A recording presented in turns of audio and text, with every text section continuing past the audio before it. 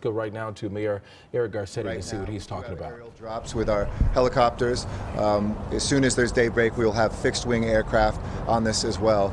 We have lines that are contained, but this all depends on the wind, which is right now about 15 miles an hour. Up on the ridges as much as 20 miles an hour, and some of the gusts in the morning that could be up to 30 miles an hour. So we have all the resources that are available on top of this right now. Please go to lafd.org for information.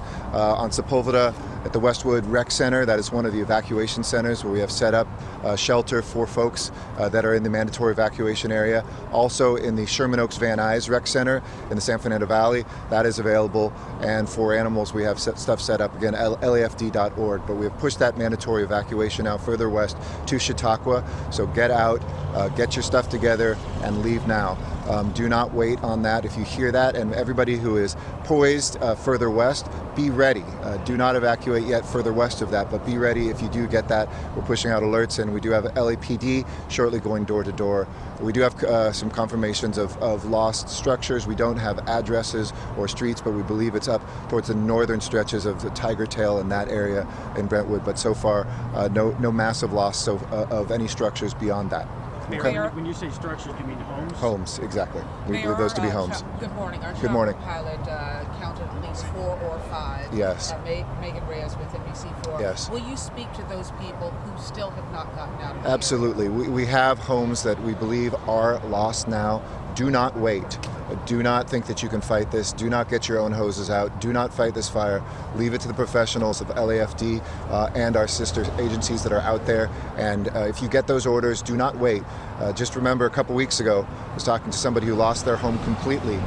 10 years earlier, they had seen, this is in the San Fernando Valley, east of the 405, that they had 2 hours till got to their home. This time it was 15 minutes. So don't think that you know just because of past experience how quickly a fire can move. Right now, luckily, temperatures are lower than they've been. Winds are a little bit calmer than we've seen in recent weeks, but that could change in seconds. So the mandatory order is mandatory. Manpower with LAFD, they've been fighting the good fight on several of these fires. Yes. Are you concerned about resources? We are not. We had a lot of people that were in quarters. We were able to mobilize them, over 500 as was just said. We've got plenty of folks that are on this right now. It's tough terrain up there though. It's some of the most challenging and steepest terrain that we have in the city of Los Angeles. So we want to make sure that we contain this box as much as possible. We also have, as I said, our sister agencies who can come in here. I just saw LA County Fire, Cal Fire on the scene as well. So we feel confident about what we have.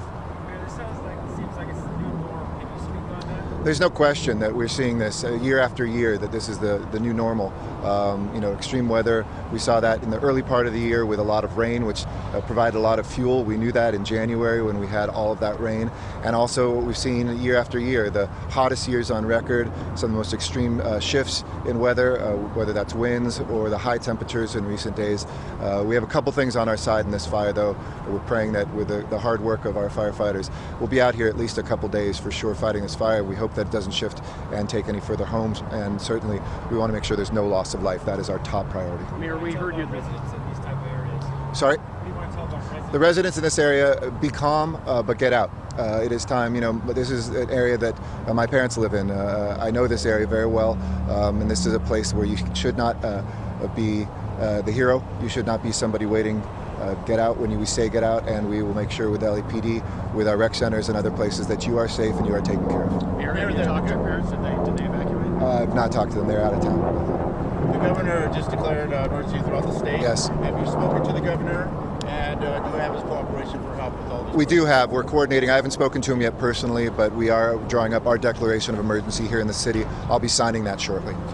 Do we have more resources coming in to help firefighters coming in from other cities, other counties? Do you want to speak to that? Fortunately, the state of California does have mutual aid. It's broken down into 6 different regions, so we do play very well in the sandbox together, so to speak. And when there's a large fire that inundates the local resources like we're seeing here, we will pull in help from our friends. Los Angeles County is here, like Mayor Garcetti says. Cal Fire's here, bringing in their fixed-wing aircraft. So certainly we will bring the appropriate quantity and type of resources to mitigate this emergency. And can you give our viewers another update on the new evacuation order? Sure. Just to repeat that, it's north at Mulholland, which we were at before, south at Sunset, which we were at before, east 405, which we were at before, Previously, we had just been west to Mandeville Canyon. Now that is further west to Chautauqua Boulevard. And Chautauqua Avenue, concerns once Chautauqua the Drive. sun rises, is there, we've been calling this a wind-driven fire, but I've been clocking 5 to 10 down here. Yeah, it's as much as 20 miles an hour up on the ridges, we estimate. And we do anticipate about 6 a.m. when the sun rises, the wind will increase as much as I was just told by one of the assistant chiefs that it would be as much as 30 miles an hour potentially. But we will also have the advantage of the fixed-wing aircraft can fly as soon as it's daybreak too. Mayor, you Eric, had will said you on elaborate KNX on this that morning as that really early that it was maybe 400 plus acres. Is that kind of, was that a rough estimate? Yes, that was something that we got from a fixed-wing aircraft. We'll have that more accurately in the morning, but we do believe that that is solid information. It's about 400 plus acres right now. And we know a lot of college students are evacuating right now. Yes. What advice do you give them and their parents? Sure. For Mount St. Mary's students who have been evacuated up there at the campus, which is just adjacent to where the Getty Center is, we have the resources that you will need. If you don't have somebody close by, because a lot of people who live in this area may have a friend or family member they can go to. They probably can't. So go to the rec center there on Westwood, Westwood Rec Center, which is on Sepulveda, will take care of you.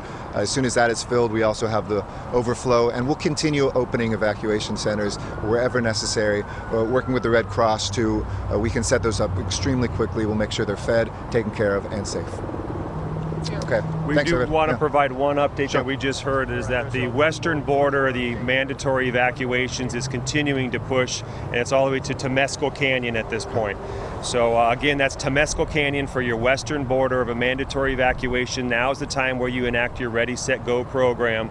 You take your personal belongings, your medication, your pets, and you get out of that area, as the mayor mentioned. Eric or Mayor, the commute is coming. It's not starting now. The morning drive is coming. Yes. What do you have to say for people who come into work? Should they stay home? Should they take another route? What is your advice for that? So we'll be setting up just down the street from here momentarily, our command post. Would advise this is, if not necessary, try to take alternate routes. These obviously off-ramps are going to be closed. Anything that's in that Brentwood area, be careful, be safe. Wilshire Boulevard, I believe, will stay open, but CHP will be managing that depending on what the fire does. But we have, the folks that are out here operating very well right now because the traffic is low, but we want to keep it that way in case we need any more resources. If there's going to be a lot of looky-loos when the fire comes through, when the commute comes through the 405. Is it advisable to just close the 405 for a period of time? We'll leave that up to CHP to make that determination together with LAFD. Right now, they feel that it can stay open, but please, don't slow down, don't come to a halt. It's important for us to be able to have the operational freedom that we need here. And again, you had said that there was confirmation of at least one home or more than. Yes, we do have structures. We don't know where. We up to 4, we believe. Right? Yes, sir. Yes. Eric, has the fire jumped at any point Sepulveda at all on this west side? Over the 405, no. From, yes, to the... No, not that we're aware of at this point. And just please remember, too, it's a very dynamic, fast-moving fire. When you get a wind-driven fire, it's going to be spotting ahead, sometimes even up to a mile. So we'll provide the evacuations as they continue. But again, it's moving in a western direction, so we want those individuals that are living in those areas to ensure that they're heeding the warnings. Eric, this morning when I was here about 2-ish, you got air support right away. You must credit that for knocking us down pretty good. We're fortunate that we have the fleet of resources that we have, and really in some of our mutual aid areas, we have the largest initial attack of aviation resources in the nation, thanks to Mayor Garcetti and Fire Chief Terrazas and building that robust group. So we certainly have strategic water drops being made, and we are working with our state partners at CAL FIRE to bring in fixed wing as needed. We'll get an update on that power outage. Not that we know of yet. Do you know exactly where the water drops are taking place? We've been on Sepulveda all morning long, got confirmation that they were early on, but this is massive, so we don't know where those are taking place. Chief, do you know where the drops are happening right now? Come forward. Come here. To introduce yourself real quick. Could you give us your name, sir? Yeah, Al Poyer. I'm the Chief Deputy of Emergency Operations for the Fire Department.